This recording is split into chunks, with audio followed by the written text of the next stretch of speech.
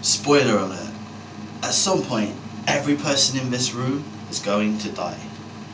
Which is why all that we do is a desperate search for something that might survive. Longer than it takes the acid rain to erase our names from our gravestones.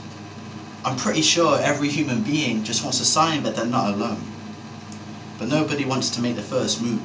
We're all lined up against the wall. That first step takes too much courage. Out of the plane, into a freefall.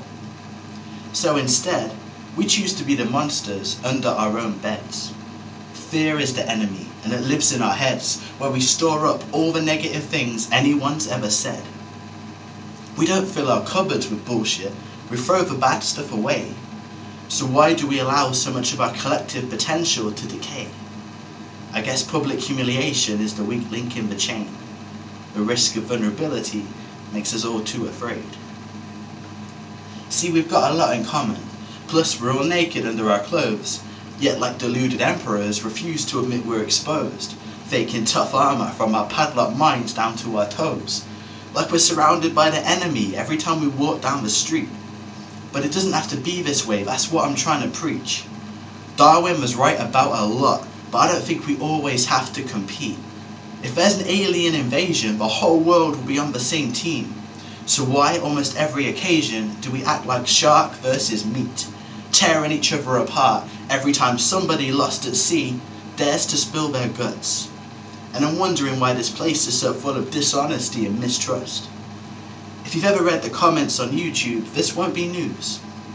Humans can't form a truce. We can love the same things and still prefer snarling abuse.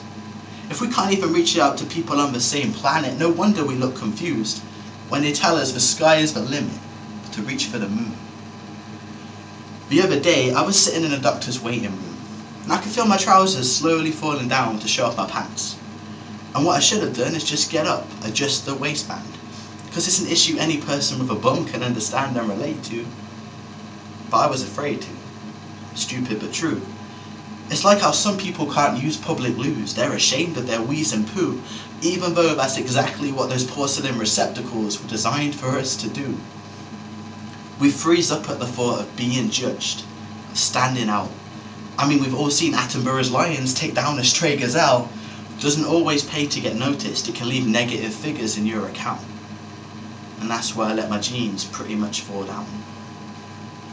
But what if, instead of the genes, it had been a human being who lost their grip, forgetting all the rules, letting their cloak of invincibility slip? And I could see inside that they were fighting, biting one trembling lip, but the tear ducts were brimming over, about to burst in public. Suddenly the social boundaries are no longer barricades to keep us safe. They tower over us like fences that only serve to segregate.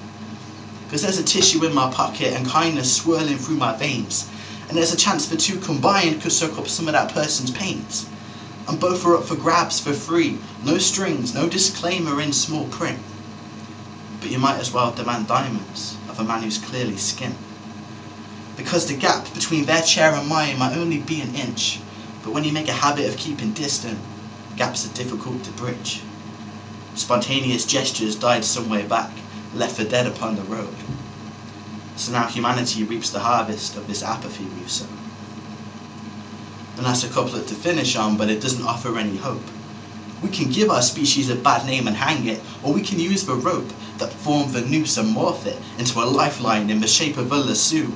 Wrangle with the herds till we break each pointless and damaging taboo. Throw them off one by one like the best ever game of Buckaroo. This war on personal terror is one we'll be fighting until the end. So I've laid down my shields and swapped sword for the mighty pen. Because, spoiler alert, one day in my future I'll be dead. And I want a better last moment than a long list of regret. Some litany of missed opportunities that I'd rather forget. If I'd been too chicken to read this poem, I'd have sat there marinating in self-hate. We get a limited number of shots at our goals, and then suddenly it's too late. The only person whose opinion of your life matters is yourself. So don't fade away wishing you had the courage to reach out.